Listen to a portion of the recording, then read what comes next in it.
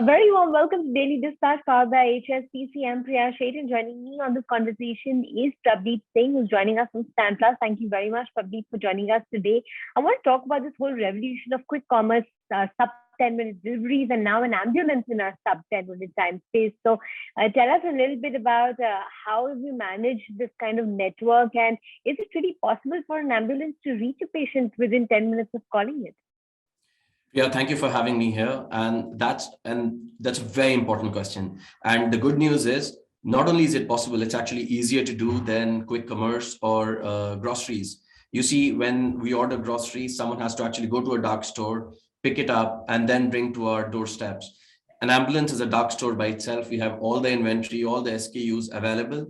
It's about how densely can we map out the demographics and station our ambulances. And we've been able to do it because we partner with hospitals. Hospitals are great stations to park these ambulances. And as a call comes, invariably in Hyderabad today, we are meeting under 15 minutes, moving to 8 minutes paradigm. And very soon we'll be expanding this to all the cities that we are present and or launching in.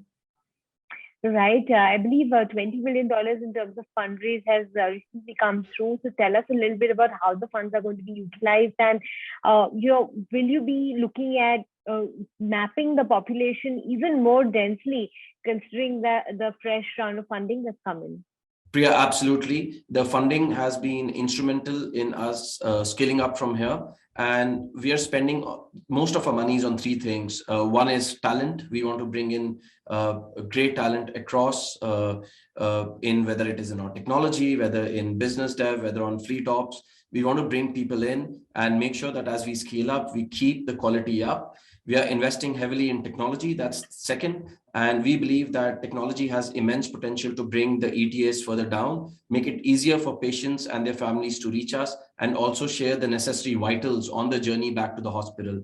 Third is training. We believe that in our current environment, it will be very difficult to scale up without creating our own training infrastructure, whether it is for our dispatchers, pilots, or paramedics. So that's something that we are building. We are going to create India's largest simulation lab and make sure that it serves as a finishing school for the nurses and for drivers. So that, one point here, Priya, our pilots and paramedics are perhaps the only startup that enters customers' bedrooms and washrooms, right? And in many cases, when we service emergencies, our patrons, our patients, they may not be appropriately dressed. Imagine a grandfather falling down in the washroom or a heart attack happening in a bedroom, right? So what is very important is that we train people on clinical and behavioral skills ground up, and that's what we are creating an infrastructure for. So talent, technology, and training, these are the three places where the money is going to go. Right. In terms of expansion, what's the kind of roadmap out there? How many cities are you planning to target, and what will be the number of ambulances that you'll have on your fleet? So we are looking at expanding to 15 cities in this calendar year. We already have presence in or are actively launching in 5 cities, and the next 10 cities will follow immediately. And for us, the thesis is that the number of ambulances is important, but more important is how far are we from every patient, and hence there is no one answer to each city. For example, the number of ambulances required in Bangalore, considering the traffic situation, may be very different from the number of ambulances required in Chandigarh. So our team is mapping out aggressively in each city how many advanced life support, how many basic life support, how many of our partner ambulances are required. Needless to say, Priya, what we are working on is bringing the ETAs down from the current 45 minutes first to 15 minutes and then to 8 minutes as we go deeper in each and every city.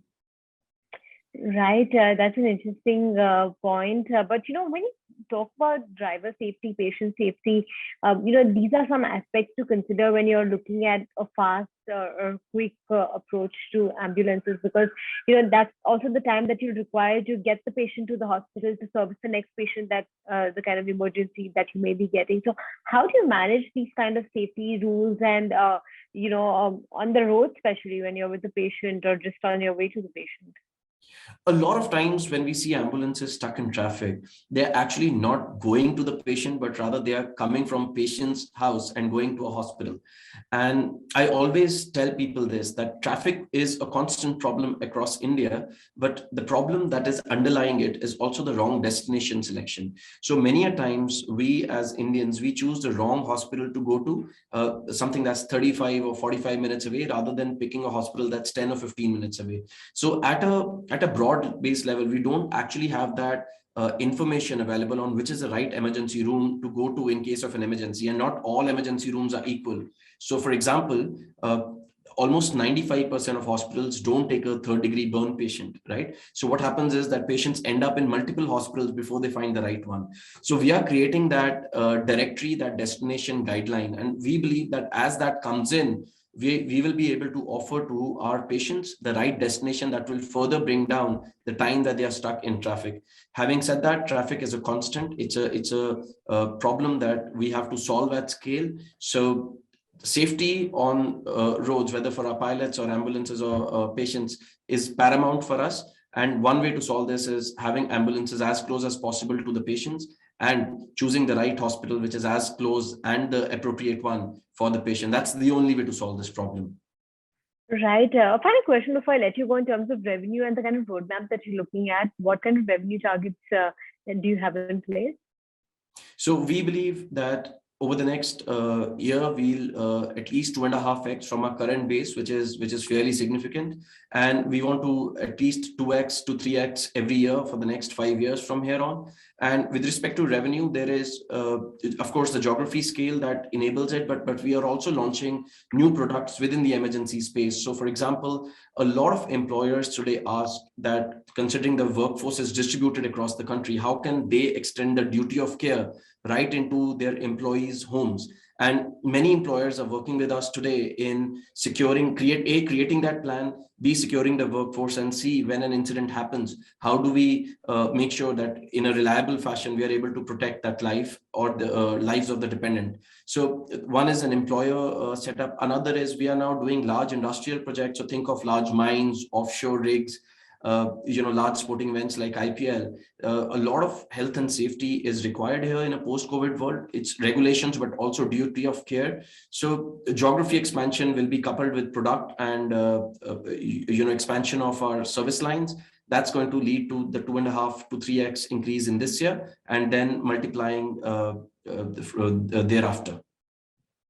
All right, Prabhdeep, thanks very much for joining us today. It's been a pleasure speaking with you. Thanks so much for your time. Thank you so much, Priya, for having me on this show.